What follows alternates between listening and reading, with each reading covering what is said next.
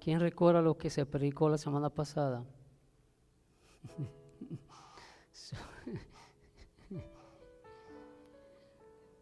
Jesús el buen pastor, ¿verdad? Ese pastor amoroso que dio su vida por nosotros y nos amas. Porque también ese buen pastor amoroso nos dejó enseñanzas, normas, mandamientos, preceptos, por los cuales nosotros debemos de vivir. La semana pasada hablaron de ese buen pastor, ¿no? Entonces vamos hoy a hablar de algo que también es importante, porque ese buen pastor nos ama, pero él también nos dejó ciertas directrices que debemos de seguir. Cuando Pablo le escribe a Timoteo, una carta, le dice que toda escritura que es inspirada y útil para qué.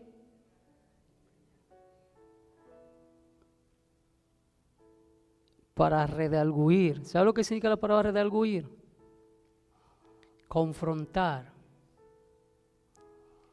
Confrontar, o sea, confrontarnos. La palabra de Dios es como un espejo donde nosotros nos vemos a la luz de ella y nos damos cuenta cómo está nuestra vida y cómo está nuestro caminar. Así que en esta tarde vamos a buscar en nuestra Biblia en la primera carta del apóstol Pablo a los Corintios,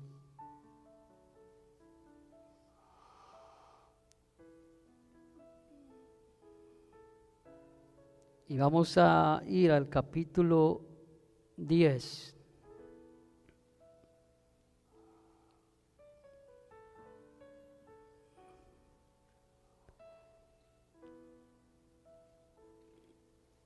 Y vamos a leer de versículo 6 al 13. Si le es cómodo ponerse de pie, pues bien, si no, también. Pero vamos a leer de versículo 6 al 13 y dice así: Mas estas cosas sucedieron como ejemplos para nosotros, para que no codiciemos cosas malas como ellos codiciaron, ni seáis idólatras como algunos de ellos, según está escrito. Se sentó el pueblo a comer y a beber y se levantó a jugar. Ni forniquemos como algunos de ellos fornicaron y cayeron en un día 23,000. Ni tentemos al Señor como también algunos de ellos le tentaron y perecieron por la serpiente. Ni murmuréis como algunos de ellos murmuraron y perecieron por el destructor. Y estas cosas le acontecieron como ejemplo y están escritas para amonestarnos a nosotros, a quienes han alcanzado los fines de los siglos. Así que el que piense estar firme, mire que no caiga. No os ha sobrevenido ninguna tentación que no sea humana, pero fiel es Dios, que no os dejará ser tentado más de lo que podemos resistir, sino que dará también juntamente con la tentación la salida para que podáis soportar. Puedo tomar asiento.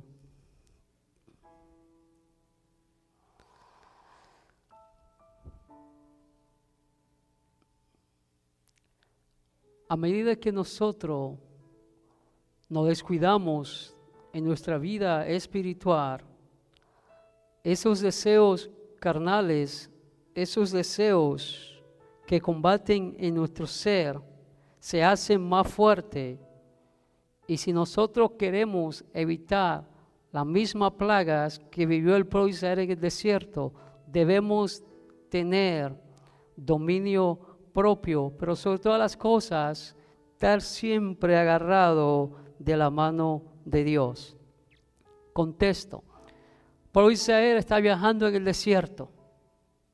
Sabemos que Se le dio una promesa a Abraham. El pueblo duró 400 años de esclavo en Egipto. En total duraron 430 años, con los 30 primeros años que José y su familia gozaron de bienestar en Egipto. Pero como esclavo, 400 años. En el desierto, y no solamente en el desierto, sino en el mismo Egipto, ellos experimentaron y vieron el poder de Dios actuar. 10 plagas iban destinadas a cada una a destruir uno de los dioses egipcios. Vieron cómo Dios abrió el mar rojo. Cruzaron en seco. Pero este pueblo comenzó ¿qué? A quejarse. A quejarse. En Éxodo 17, 1 al 7, vemos cuando el pueblo, la primera queja, comenzó a renegar contra Dios y a pedirle a Moisés, danos agua para beber. Danos agua para beber, le exigieron a Moisés, poniendo a prueba la paciencia de Moisés. En 1 Corintios capítulo 10, el apóstol Pablo señala este ejemplo del pueblo de Israel, diciendo que esta historia está registrada aquí ¿para qué? Para que no, ¿qué? No pongamos nuestro corazón en cosas malas. Lo dice el versículo 6 de ese capítulo 10 y el versículo 11. ¿En qué puso el pueblo de Israel su corazón? La misma cosa que usted y yo podemos ponerlo también. Número 1, en la codicia. Ese es lo primero que el apóstol Pablo habla en este capítulo. Codiciaron cosas malas. Eso ocurrió cuando el pueblo de Israel empezó a menospreciar esa libertad de Dios que le había dado y comenzaron a extrañar las cosas de Egipto. Comenzaron a anhelar regresar atrás. Como dice en Número capítulo 11, versículo 4 al 6, que dice: y la gente extranjera que se mezcló con ellos tuvo un vivo deseo. Y los hijos de Israel también volvieron a llorar, a llorar y dijeron: ¿quién nos diera a comer carne? Nos acordamos del pescado que comíamos en Egipto de balde, de los pepinos, de los melones, los puerros, las cebollas y los ajos. Y ahora nuestras almas se seca, pues nada sino este maná ven vuestros ojos. Un pueblo que vio a Dios obrar. Están recibiendo algo que ellos nunca, ni sus padres habían visto, maná. Ya no era suficiente para ellos. Pero mire lo ilógico de esta historia. Ellos están diciendo que anhelaban volver a Egipto por las carnes, los pescados, las frutas y todas las cosas. Quizá probablemente ellos tenían estas cosas. Pero ¿sabe qué? Lo lógico de esto es que ellos eran esclavos. No tenían derecho, no tenían privilegio. Estaban bajo el lástigo del capataz. Estaban siendo esclavos sin ningún derecho. Nosotros también como cristianos, como parte del redil de ese buen pastor, podemos también caer en este terrible error, olvidándonos de dónde Dios nos sacó, olvidándonos del sacrificio de Cristo por nosotros en la cruz del Calvario, olvidándonos de esa salvación tan grande que Él nos ha dado, olvidándonos que nosotros estábamos muertos en nuestros delitos, en nuestro pecado, y estábamos perdidos en el pecado, íbamos ¿dónde? Hacia el infierno. Pero también nosotros podemos llegar a codiciar lo mismo que ellos, las cosas del mundo. ¿Cuántas personas? Aquí no pasa eso, ni aquí en la Florida, eso pasa por allá, por Nebraska, donde la persona viene al evangelio porque se le vendió un evangelio muy fácil, que todo iba a ser chévere, todo iba a ser bueno, todo iba a ser bendición, no te va a enfermar, no nada de esto, va a tener mucho dinero, todas las cosas. Y cuando viene la prueba, viene la dificultad, muchos dicen, pero yo antes estaba mejor allá afuera. ¿Conoce usted a alguien que ha dicho así? Yo estaba mejor. Y como no tiene una convicción de Cristo, dicen esto. Cuando me entré a la iglesia, me ha ido peor las cosas. Me están yendo peor las cosas cuando me entré a la iglesia. Pero un verdadero cristiano, un verdadero creyente, un verdadero discípulo de Cristo, a pesar de las circunstancias que se esté viviendo, va a permanecer agradecido. Eso fue lo que le pasó al pueblo de Israel. No tenían gratitud ninguna, no están agradecidos. Vieron a Dios, vieron como Dios en el desierto dice que los de día los cubría ¿con qué? Con una nube, para que el sol no le fatigara, y de noche una columna de fuego. Vieron cómo Dios lo libró de todos los reyes alrededor, de los enemigos. Y aún así este pueblo comenzó a renegar de Dios. No solamente estaban añorando volver al pecado, volver a ser esclavo, porque eso era lo que estaban, ellos decían la carne, pero en realidad ellos lo que están buscando era volver a ser esclavo. Y así pasa muchas veces con nosotros. Segundo, cayeron ¿en qué? En la tentación de la idolatría. De la idolatría.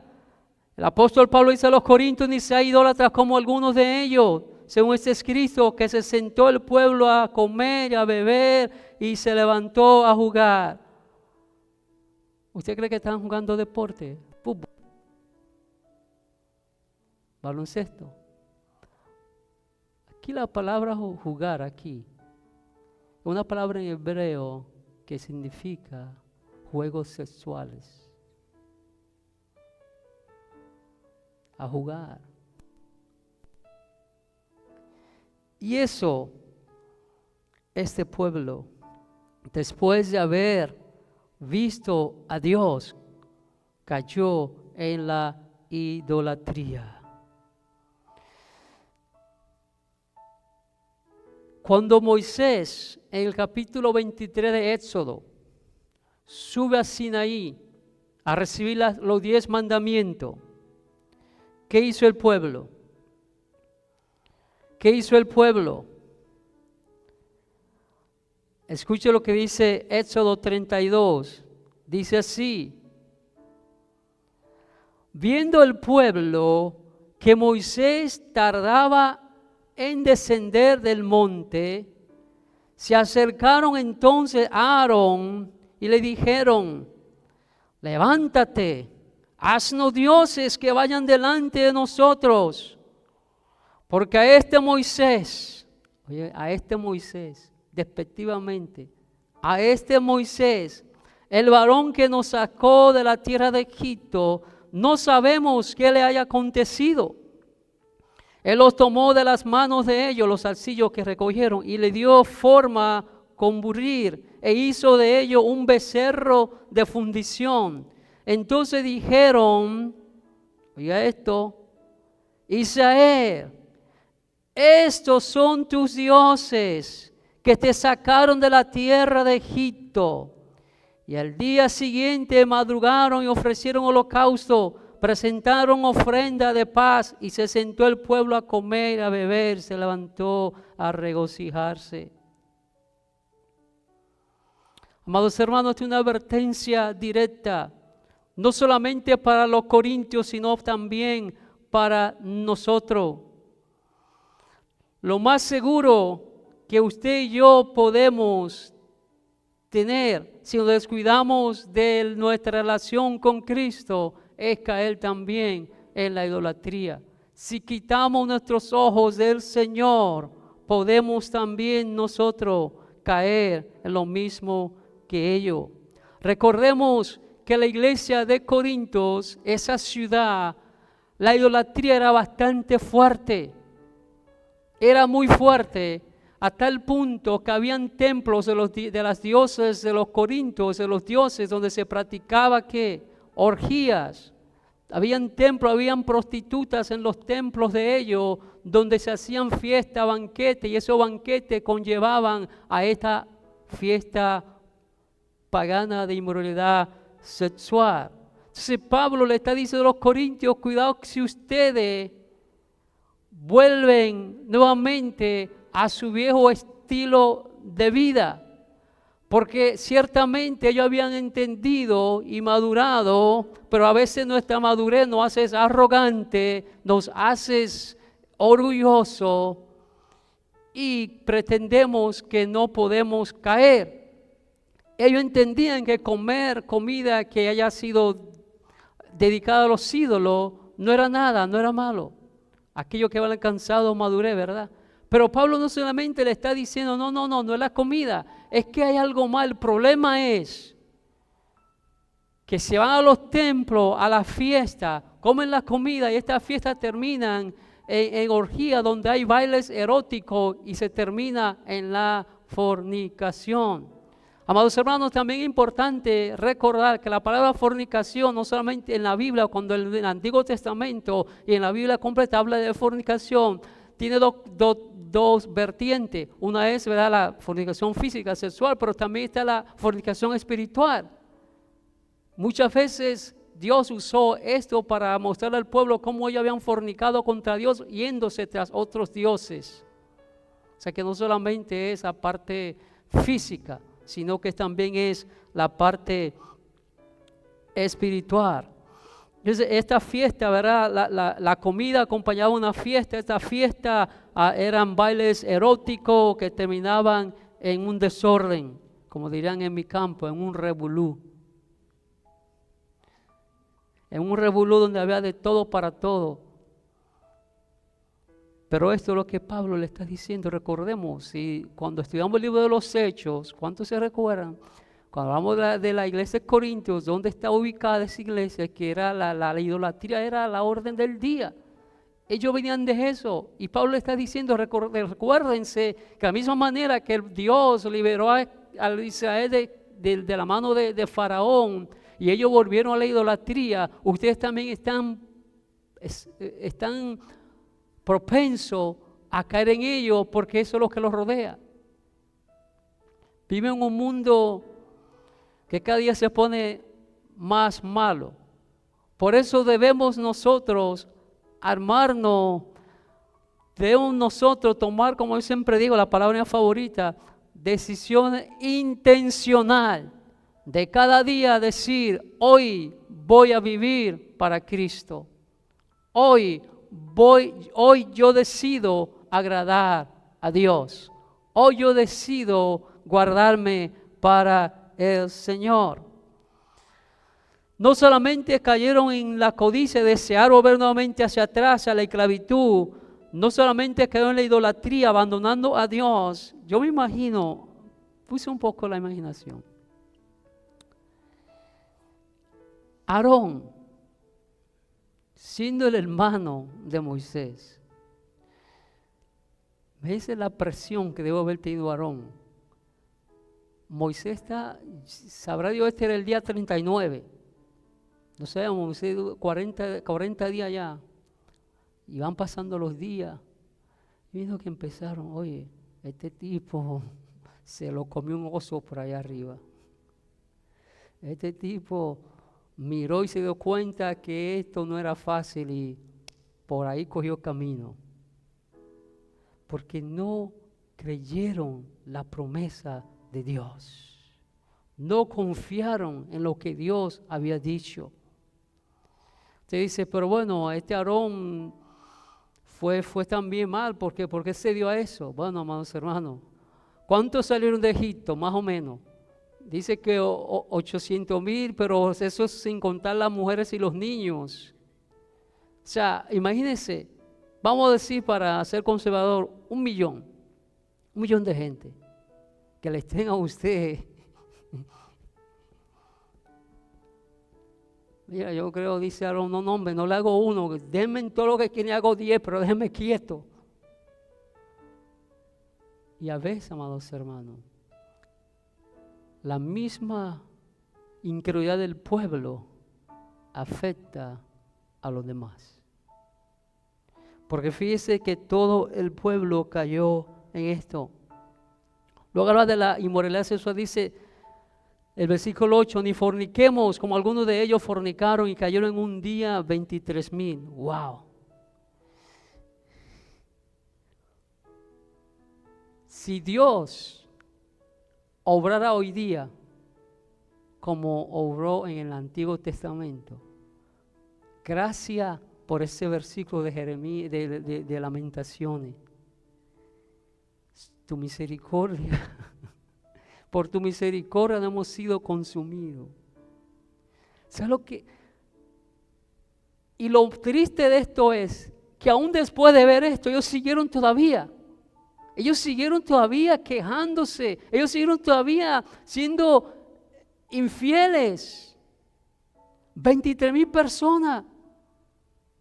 Si aquí hace un sinkhole y se va un carro y uno está con temblor. 23,000 personas. Y como yo creo que la palabra de Dios es real, es verdadera, yo creo literalmente que murieron 23,000 personas. Porque la palabra de Dios es verdad. Si nosotros creemos que la Biblia, la palabra de Dios, es verdadera, no hay error en ella, en su estado original, ¿ok? Hay que ser claro. Entonces, este es el tercer caso que Pablo se refiere aquí, el hecho que, ¿qué pasó? Cuando ya el pueblo de Israel está a punto de llegar, de culminar su viaje, en Número capítulo 25, leemos lo siguiente. Moraba Israel en Sitín, y el pueblo empezó a fornicar con las hijas de Moab,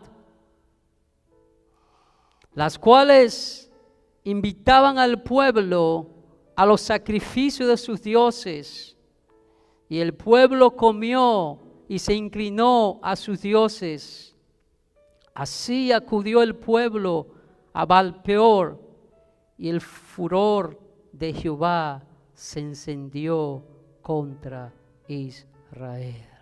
Aquí vemos fornicación física, fornicación espiritual. A veces hay personas que piensan que se va a hacer fácil traer a alguien del mundo hacia adentro. A tus hermanos, ¿qué es más fácil? Que usted me baje a mí de esta plataforma o que yo lo suba a usted a esta plataforma.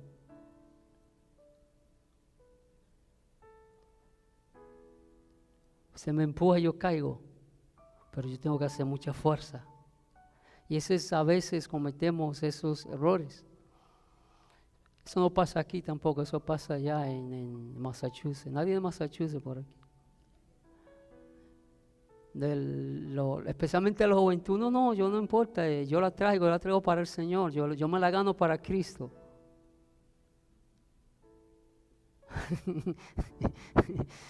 Y terminan ellos siendo ganados para el chamuco. Porque pensamos que es con nuestra propia fuerza. A los hermanos, Dios nos ha dejado límites, nos ha dejado barreras, no porque no nos ames, sino porque nos amas. No, yo no mento el evangelio porque ahí me prohíben todo. No te prohíben nada. Todos los que estamos aquí hemos sido padres. Porque usted ponía a su niño en un corral para protegerlo, ¿verdad? Pues eso es lo que es la palabra de Dios para nosotros. Esa cunita que nos protege. Entonces, no es menester y no hace bien guardar la palabra del Señor. Porque está ahí no porque Él no nos ame, al contrario, porque nos ama y no quiere nada malo para nosotros.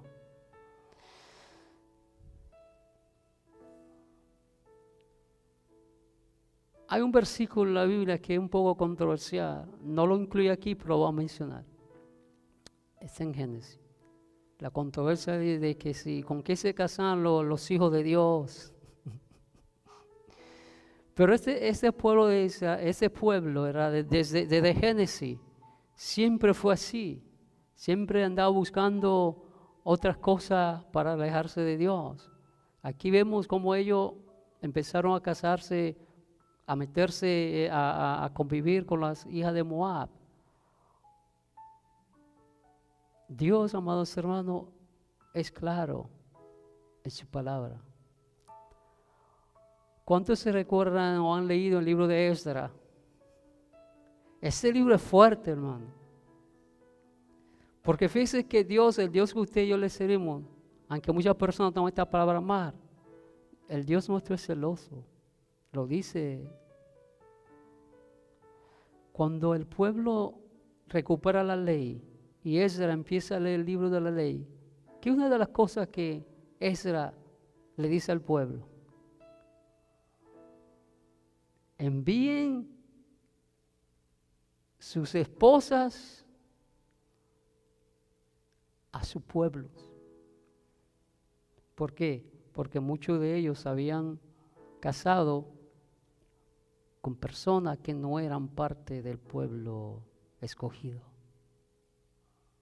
Si no, tienen que separarse. Empezaron a atentar a Dios de esta manera. Y este ha sido un problema no solamente para el pueblo de Israel, sino para nosotros los cristianos, que se nos hace duro obedecer a Dios. Se nos hace difícil, aún sabiendo que cuando obedecemos a Dios vamos a tener bendiciones. Porque la obediencia trae consigo ¿qué? Bendiciones. Y no estamos hablando simplemente de bendiciones materiales, porque el hecho de que usted tenga paz es la bendición más grande. El reconocer que nosotros hemos sido sacados de las tinieblas a la luz, eso es una bendición. El saber que nosotros fuimos escogidos desde antes de la fundación del mundo, eso es la mayor bendición. Lo material se va, pero esto permanece para siempre. La bendición de saber que el Dios creador de toda la existencia, ese Dios santo, santo, santo, santo, mora en nosotros a través de su Espíritu. ¡Qué bendición más grande! Saber que tenemos un Dios que nos escucha, un Dios que nos ama, un Dios que nos perdona, un Dios que nos restaura. Eso vale más que cualquier cuenta bancaria que usted tenga en este momento. El saber que hemos sido reconciliados con Dios. Hace una semana atrás Pedro predicaba sobre eso, sobre la reconciliación. Amados hermanos, usted sabe que usted y yo éramos enemigos de Dios. Sé que usted y yo andábamos sin fe y sin esperanza. Y ahora tenemos fe, esperanza y un destino eterno que es la presencia del Señor. No solamente ellos codiciaron, idolatraron, fornicaron, sino que probaron a Cristo. Probaron a Cristo. Dice versículo 9, ni tentemos al Señor, como también algunos de ellos le tentaron y perecieron por la serpiente. Sí, tentaron al Señor. Amados hermanos, usted dirá, pero ven acá, eso fue en el Antiguo Testamento, ¿cómo van a tentar a Cristo si Cristo no? No, amados hermanos, Cristo no empezó en el vientre, la vida de Cristo no empezó en el vientre de María. Cristo es la segunda persona de la Trinidad y ha existido por toda la eternidad. Cuando dice Señor, tentaron a Cristo. ¿Qué dice la Escritura? Que no tentemos al Señor. No podemos tentar al Señor. El pecado de Israel en esta ocasión radicó en poner a prueba las promesas de Dios para ver si la cumple. ¿Cuánto dudamos muchas veces de la promesa de Dios. Si decimos que no, hacemos a Dios mentiroso.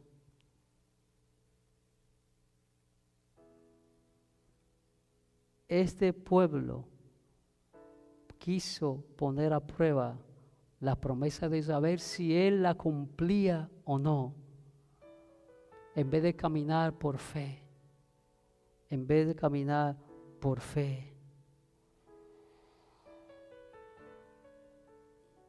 Nosotros estamos llamados a caminar por fe, no por vista. Sabemos que cuando el pueblo de Israel, sabemos que Dios es que está peleando por ellos, Dios es que está dando la victoria. Ellos derrotan al rey de Arad. El pueblo de Israel se volvió orgulloso y arrogante. Y Dios le dio instrucción de rodear otra ciudad y ellos no lo hicieron. No lo hicieron. Fueron impacientes. Otra persona que fue impaciente con Dios, ¿quién fue? Saúl, ¿se recuerdan? Saúl le pasó lo mismo que al pueblo de Israel cuando hicieron el becerro de oro. Samuel le dice a Saúl: ve a Gilgal y espera por mí allí. Cuando yo llegue, voy a hacer sacrificio. ¿Y qué hizo Saúl? Se desesperó, dijo, este Samuel se olvidó de mí, este Samuel, quién sabe lo que le pasó. Vamos a hacer el sacrificio, vamos a hacer el holocausto. Y tomó un lugar que no le correspondía. Tomó el lugar de sacerdote, y él no era sacerdote. Y cuando llegó Samuel, que le dijo a Saúl: locamente has actuado. Hoy Dios iba a confirmar tu reino, pero por cuanto desobedeciste, Dios hoy te ha desechado. Hay que ser paciente, hermano. No podemos nosotros querer ayudar a Dios. Tenemos que esperar en el tiempo de Dios. Tenemos que esperar en las promesas de Dios.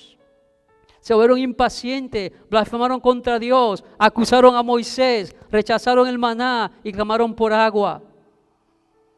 Cuando los corintios asistían a estas fiestas en los templos para comer carne de los ídolos, se exponían deliberadamente ¿a qué? A la tentación del libertinaje, confiando en que Dios lo iba a librar. Eso es tentar a Dios. Yo recuerdo que una vez, no sé si Gilberto se recuerda, cuando nos reuníamos los varones los lunes, aquí en el módulo, había una persona que estaba visitando esa reunión ese día y él decía: no, porque es que Dios a nosotros nos cuida, no importa que yo puedo salir por ahora mismo y están disparando tiros, yo paso, a mí no me pasa nada.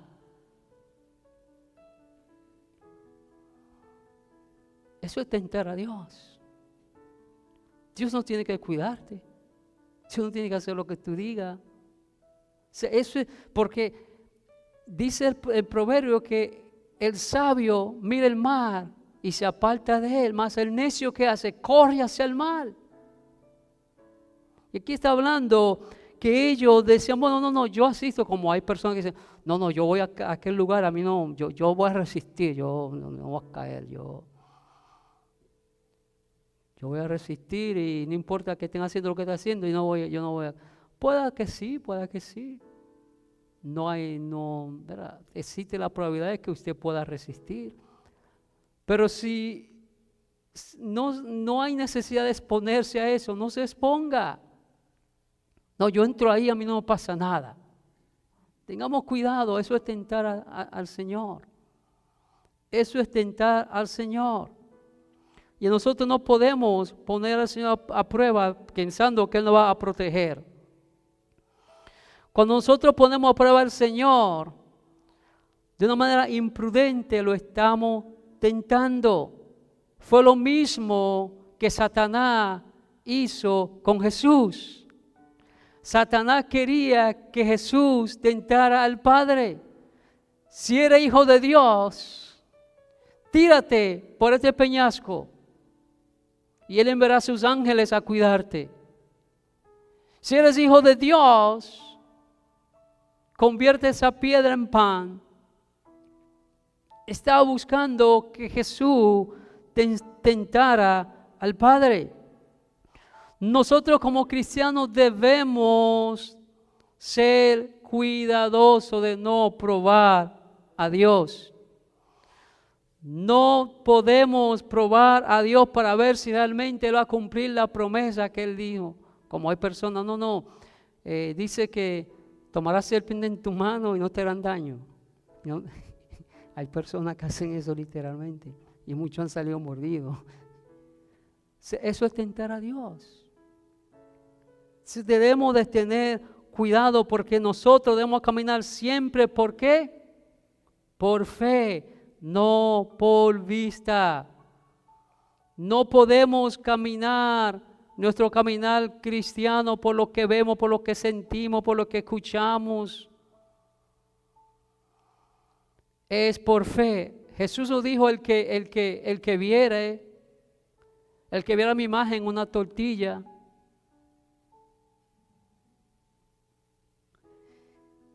el que me viera cruzando el río, el que me vea en un árbol, el que me vea en la ventana de un apartamento en el Alto Manhattan, el que crea es por fe, no por vista. ¿Qué más hicieron ellos? Lo peor de todo.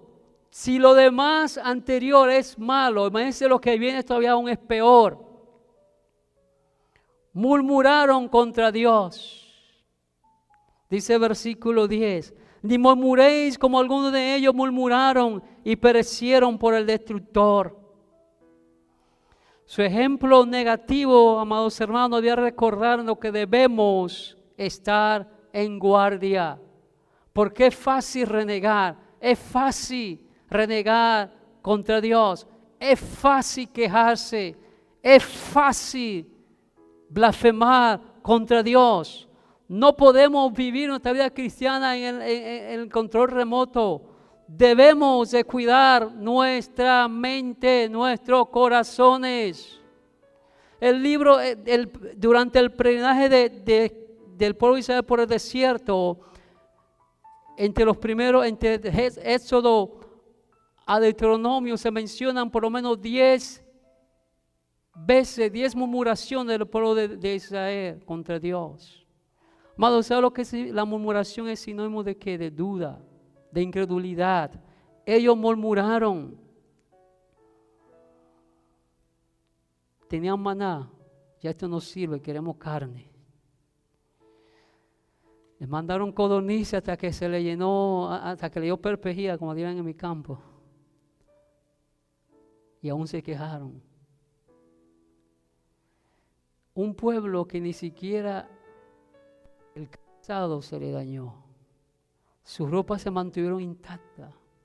Vieron la misma gloria de Dios. Vieron una tipología del Calvario.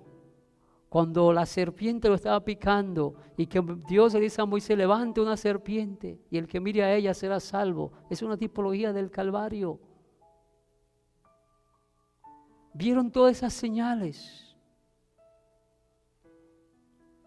Vieron como una generación, de generación en generación, 40 años, amados hermanos, 40 años siendo dirigido por Dios, siendo guiado,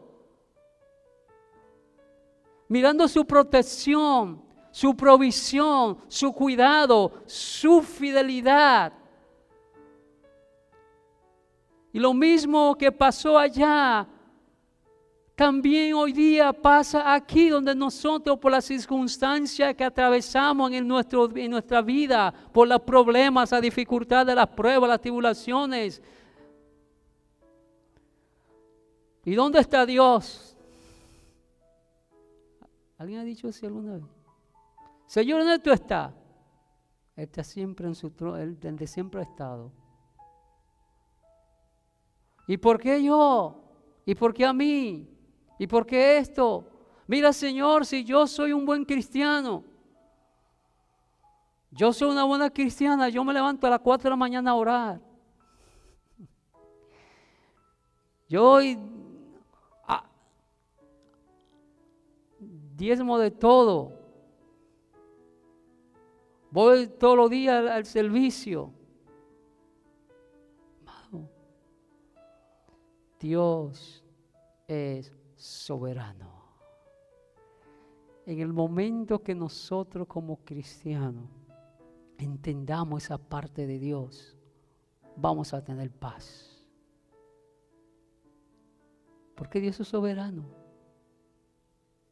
Él es soberano y Él hace como Él quiera. Él está en control. Él está al cuidado. Él no está durmiendo. Dios no duerme. Debemos cuidar nuestro corazón, hermano. ¿En qué enfocamos nuestros corazones? Los corintios estaban siendo tentados a volver ¿a qué? A su antigua manera de vivir, la idolatría, la inmoralidad sexual. Estas cosas que se llevan a cabo en los templos paganos. Pero cuando reflexionamos sobre la historia del pueblo de Israel, Pablo a través de esas historias que fueron reales, está animando a los corintios y nos está animando a nosotros también a seguir adelante con ánimo, a hacerle frente a través del poder de Dios a las tentaciones y ser obediente a nuestro Señor Jesucristo y caminar por fe. No cedamos. Cristo, amados hermanos, de la misma manera que Dios estuvo con el pueblo de Israel, Pablo está diciendo a los corintios que el Señor está con nosotros. De la misma manera también está con nosotros. Si ellos, amados hermanos, tuvieron esa palabra de ánimo para seguir caminando, nosotros también debemos recibirla.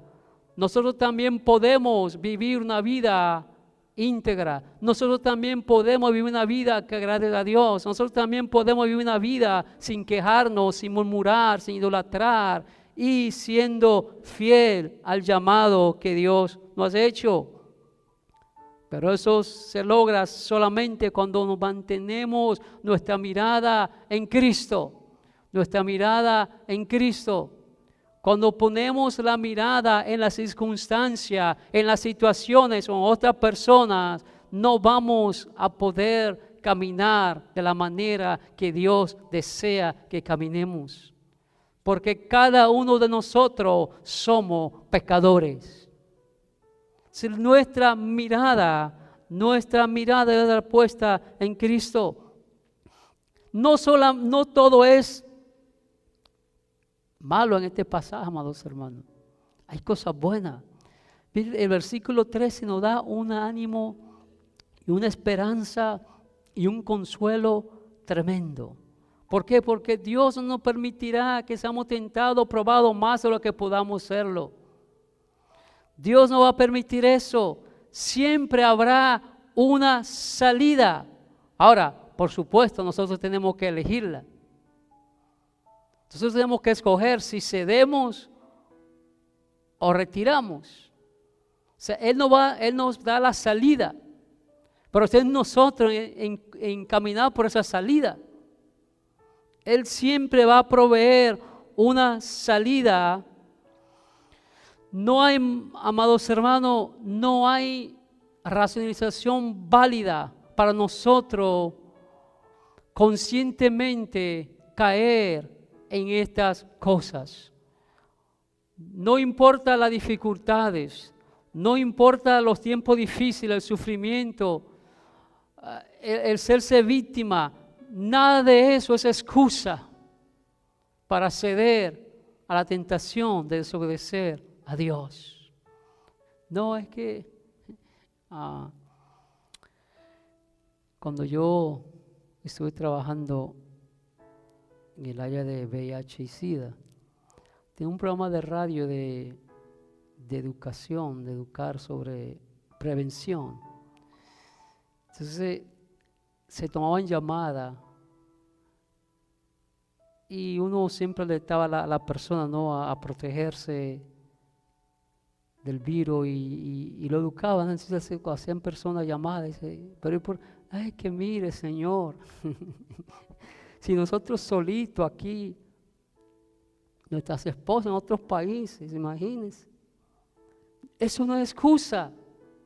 Nosotros tratamos de racionalizar y poner y justificar las cosas, pero no hay excusa que valga, amados hermanos. No importa porque usted esté sufriendo, porque esté en escasez, porque esté en dificultad, en tribulación, en prueba, nada de eso es excusa válida.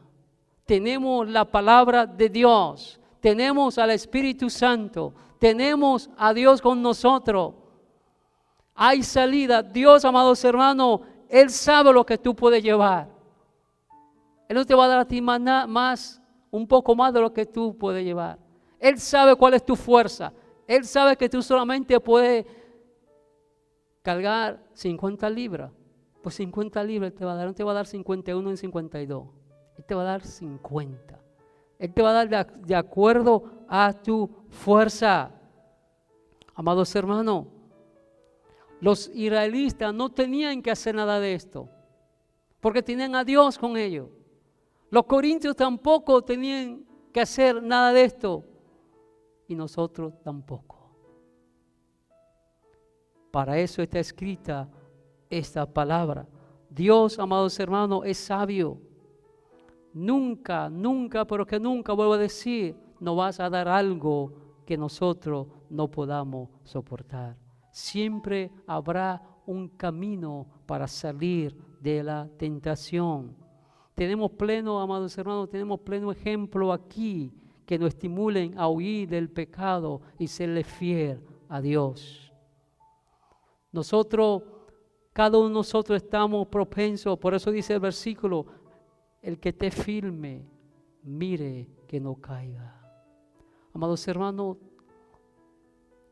no hay super cristiano, no hay super cristiana.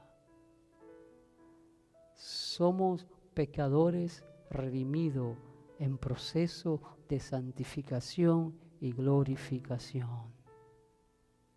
Por eso tenemos que tener cuidado y no creer que son mejores que otros. Porque antes de la caída, ¿qué viene? El orgullo. El orgullo viene antes que la caída. Debemos tener cuidado. Debemos mantenernos firmes. Debemos mantenernos en guardia. Debemos mantenernos alerta.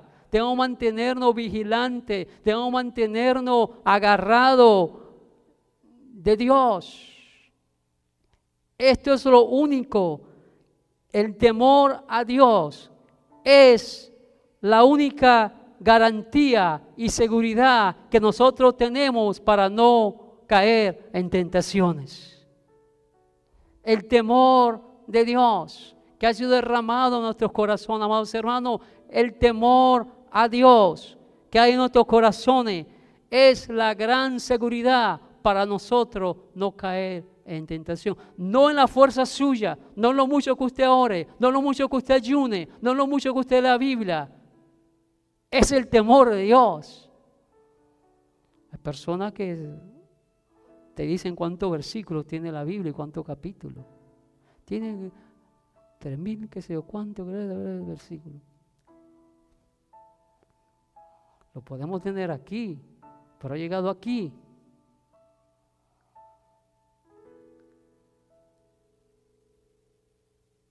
El temor de Jehová es lo único que nos va a nosotros ayudar a mantenernos firmes.